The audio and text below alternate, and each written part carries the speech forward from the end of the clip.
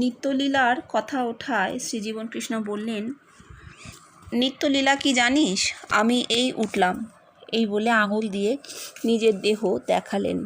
তারপর বলে চললেন, এই ভূমি রে, সপ্তভূমি যাকে বলে। এই আমি উঠলাম, উঠে সহস্রারে গেলাম, সহস্রারে উঠলাম, উঠে ভগবান দর্শন করলাম।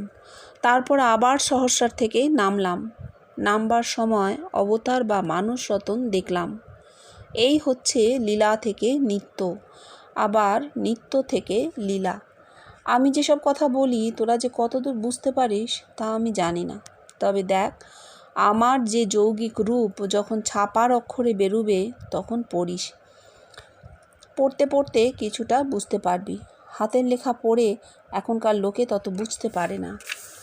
এমন এক যুগ ছিল যখন হাতের লেখা এই সব পড়ার অভ্যেস ছিল। আর দেখ, এই জিনিস বুঝবেই বা কে? যাদের খুব সাধন ভজন হয়েছে তারাই যদি কিছু বুঝতে পারে। আর দেখ, ঠাকুরের কথায় যারা সিদ্ধের সিদ্ধ তারাই বুঝবে।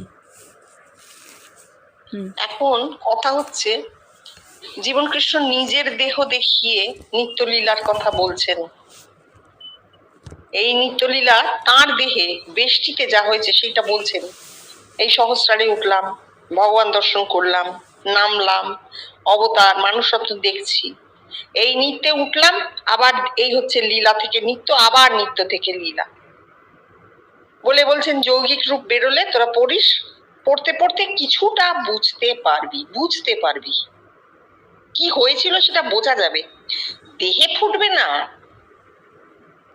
এইটা মানুষের, আমাদের বেশিরভাগেরই ধারণা হচ্ছে যে ধর্ম অনুভূতি পড়তে পড়তে ওগুলো আমাদের দেহে ফুটবে। তা কিন্তু কোনোদিন হবে না, বেশি ফুটবে না দেহে।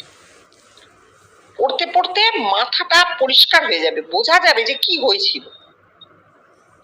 এইবার ব্যাপারটা যেটা বলছেন যে হাতের লেখা, সত্যি হাতের লেখা পড়ে এখনকার লোক তো কিছু বোঝে না, বুঝবেও না। তার কারণ হাতের লেখা পড়ার অভ্যেসটা চলে গেছে আমাদের। লেখার অভ্যেসও চলে গেছে, পড়ার অভ্যেসও চলে গেছে। কিন্তু নিত্যলীলা বিশ্বব্যাপীতে আমরা কি ভাববো?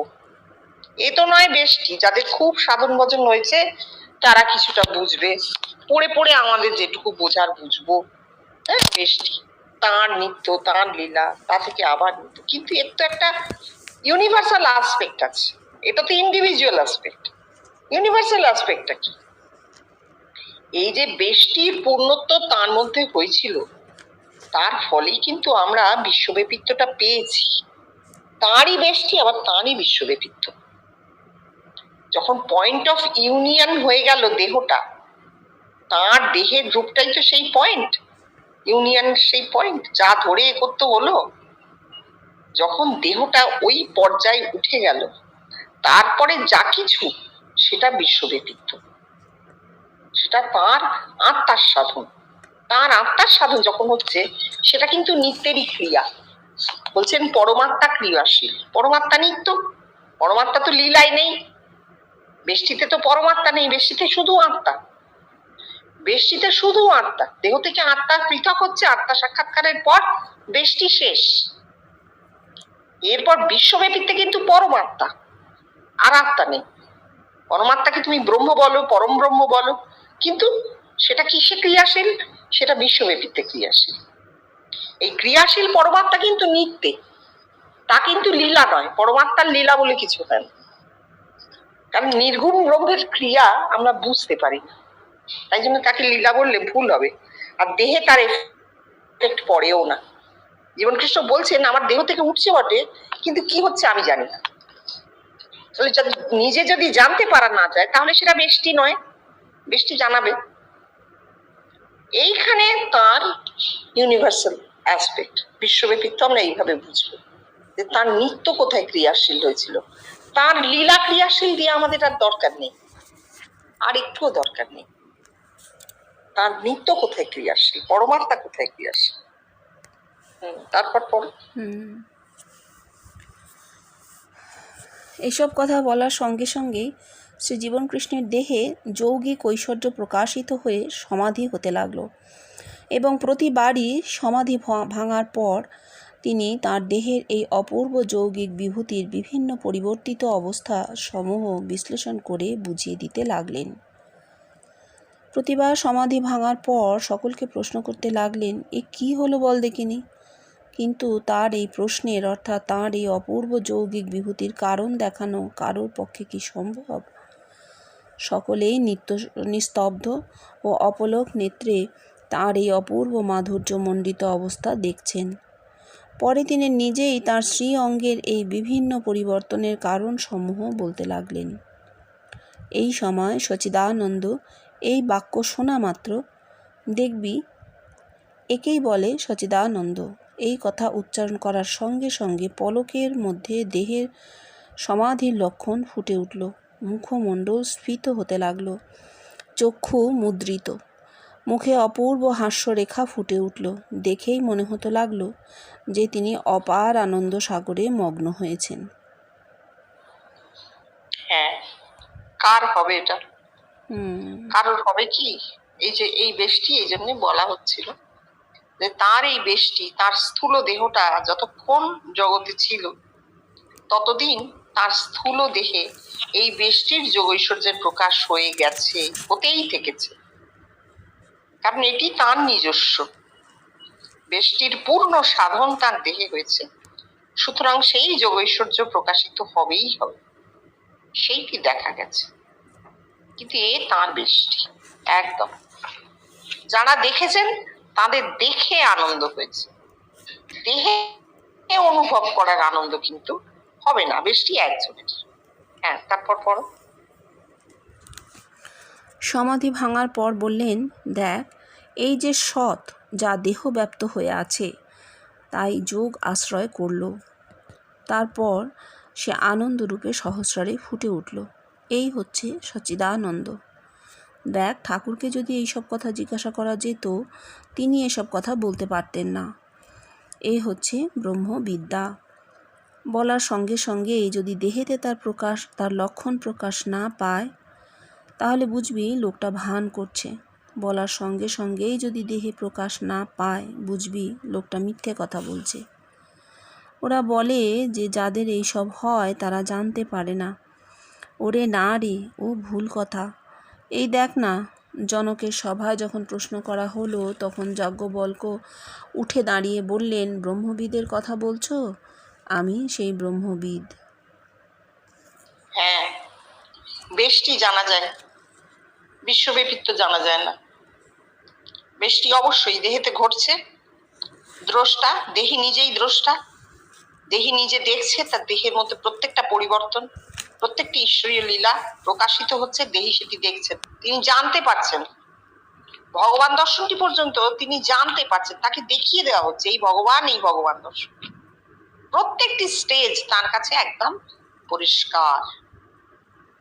সুতরাং বেষ্টি জানা যায়। বেষ্টি অগোচরে হয় না, অগোচরে হয় ইউনিভার্সালিজম, বিশ্বব্যাপিত্ব। জীবনকৃষ্ণ বলছেন, আমি জানি না আমার অজ্ঞাতসারী হচ্ছে। কেন? বলছেন আমার অভাব মুখ চৈতন্য। কেন? কারণ ক্রিয়াটা হচ্ছে নিত্যে, লীলায় ক্রিয়া হচ্ছে না, তাহলে তো দেহে প্রকাশ পেত। নিত্যে ক্রিয়া হচ্ছে, তিনি জানতে পারছেন না। কি আসছে অনেক পরে, গ্লিমসেস, কিছু কিছু ফুট কাটছে, দেহে ফুট কাটছে, গোটা দেহ সমেত অন্য লোকে পরিবর্তিত হয়ে যাচ্ছে। চেনা অচেনা নানা দেহে তার একেবারে সাধনের, বিশ্ববিদ্যালয়ের সাধনের চূড়ান্ত পর্যায়ে এই অবস্থাটি হয়েছিল। তিনি কখনোই নিজেকে নিজের দেহে দেখতে পেতেন না, অন্য কারণ না কারোর দেহে পরিবর্তিত। সেটা চেনা হতে পারে, অচেনা হতে পারে। দেহের মধ্যে দেখছেন, দেহের বাইরে দেখছেন, যেটাকে উনি কামচার বলেছেন। এইভাবে তাঁর জানা হয়েছে বিশ্বব্যাপিত্বের অবস্থাটা। ওয়ান ইজ অল হয়ে গেছে, তিনি আর নেই, তিনি একা নেই, তিনি বহু, এই বহু সামনে যে বহু দেখছেন সে আসলে তিনি নিজেই, এইটা তিনি জানতে পেরেছিলেন। কিন্তু এই যে বহু লোকের যে সাধন হচ্ছে, তারা কি দর্শন করছে, তাদের দেহে কিভাবে ঈশ্বরীয় স্ফুরণ হচ্ছে, তা কিন্তু তিনি কখনো জানতে পারেননি। তাকে না বললে তিনি জানতেন না কার কি হচ্ছে। তার ঘরে গিয়ে অনুভূতির কথা বলতে হতো, তিনি জিজ্ঞেস করতেন, কিরে কোনো খবর এনেছিস? অর্থাৎ খবরটা তিনি জানেন না, তাকে বলতে হবে। তাহলে তার জানা নেই, তার অগোচরে, অথচ তার শরীরের মধ্যে থেকে জিনিসটা উঠছে। কিন্তু বেষ্টিতে যদি কেউ ব্রহ্মবিদ হন, তিনি যাজ্ঞবল্ক্যর মতন বলবেন, হ্যাঁ আমি সেই ব্রহ্মবিদ, আমরা ঠাকুরকে দেখছি। ঠাকুর বলছেন, হ্যাঁ মাইরি বলছি, আমি ভগবানকে দেখেছি। সে জানবে বেষ্টিতে, কিন্তু বিশ্ববিদিতে জানার উপায় নেই।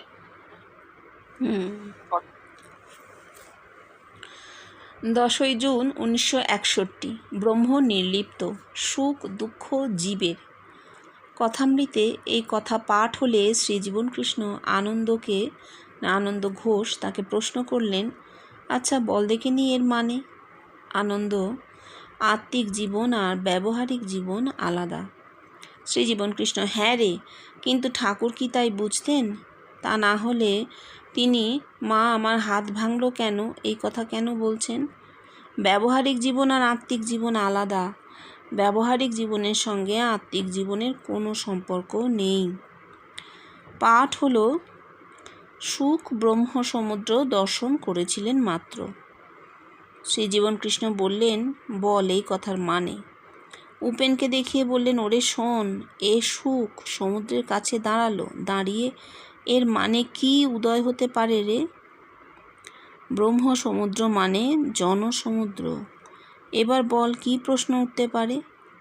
ওরে প্রশ্ন উঠবে যে ওরা, অর্থাৎ এই অগণিত জনসমুদ্র, এরা কে? অর্থাৎ আমি আর এরা কে? এই প্রশ্ন। দেখো, একদম কেটে পরিষ্কার করে বুঝিয়ে দিচ্ছেন। যখন কথামৃতে পড়া হচ্ছে ব্রহ্ম নির্লিপ্ত, সুখ দুঃখ জীবের, ঠাকুরের কথা, আবার এই ঠাকুরই বলছেন হাত ভেঙে গেছে, যে মা আমার হাত ভাঙলো কেন? তাহলে ঠাকুর কি মাকে দোষারোপ করছেন? না, ঠাকুর নজির রাখছেন যে আত্মিক আর ব্যবহারিক আলাদা। আমি যে অবতার, আমি অবতার হেন বস্তু, আমারও কিন্তু পড়ে গেলে হাতটি ভাঙবে।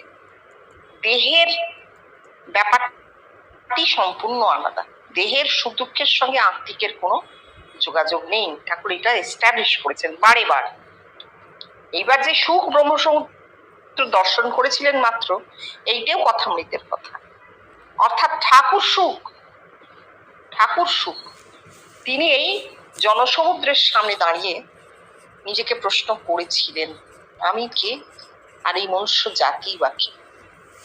কোথায় রেফারেন্স?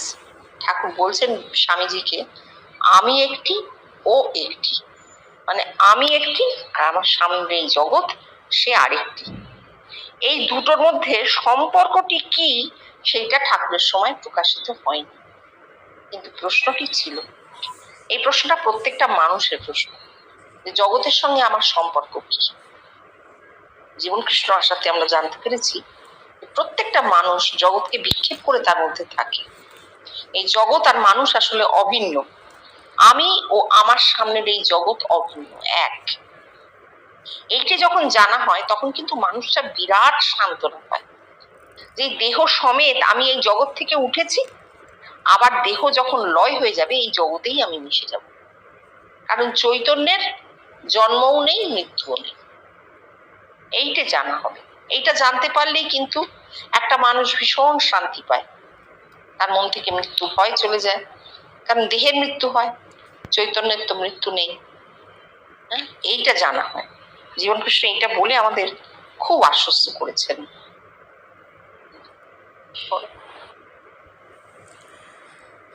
15ই জুন 1961। শ্রীজীবনকৃষ্ণ বললেন, দেখ আজ একটা কথা ধরেছি।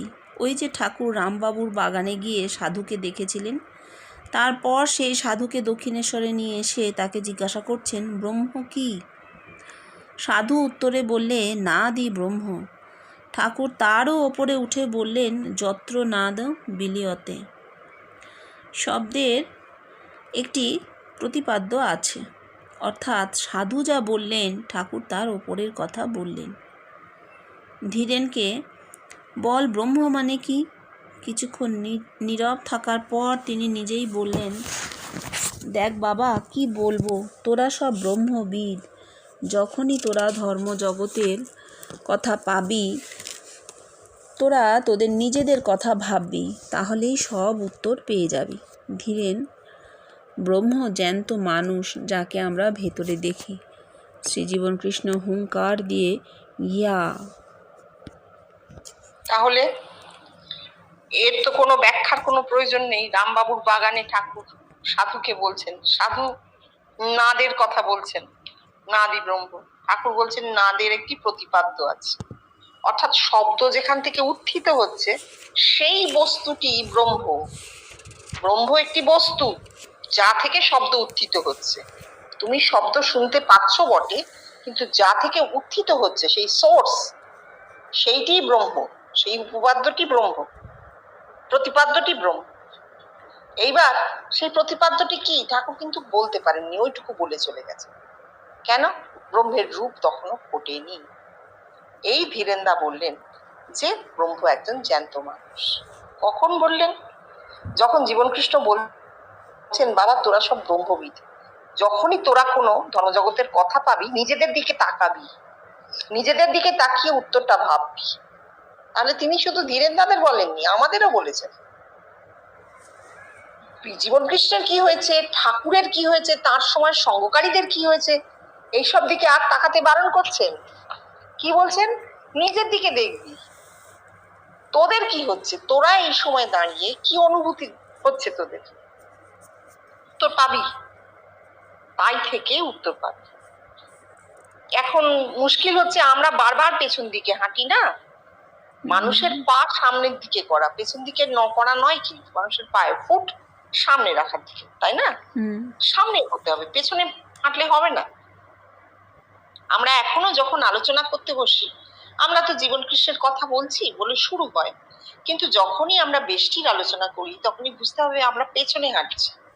পেছনে হাঁটলে আর হবে, আমাদের কি হয়েছে তাই দিয়ে আমরা সামনে এগোবো, সামনের দিকে কি আসতে চলেছে সেই দিকে তাকিয়ে থাকবো। এখানে থাক আজকে, জানো